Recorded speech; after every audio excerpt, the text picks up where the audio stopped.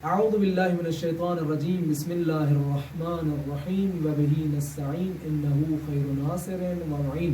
محترم ناظرین کرام، آپ کی خدمت میں ایک اور حکمت کا چیپٹر لے کر آئے ہیں، اور اس ویڈیو میں ہم آپ کو یہ بتانا چاہتے ہیں کہ بسا اوقات انسان کا ناک جو ہے وہ خشک ہو جاتا ہے۔ جب وہ خشکی ناک کی بڑھ جائے تو اس کے لیے کیا کرنا چاہیے، اس کی وجہ کیا ہے اور اس کا علاج کیا ہے۔ اس کی وجہ یہ ہے کہ جب جسم میں سردی اور خشکی بڑھ جائے، خاص کر اگر انسان کے دماغ میں خشکی اور سردی بڑھ جائے تو یہ مشکل لاحق ہوتی ہے۔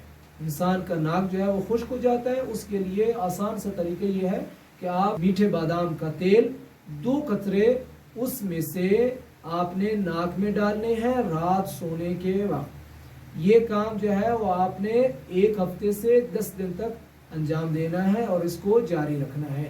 انشاءاللہ بفضل رب جلیل آپ کی یہ مشکل حل ہو جائے گی۔ والسلام علیکم ورحمۃ اللہ وبرکاتہ۔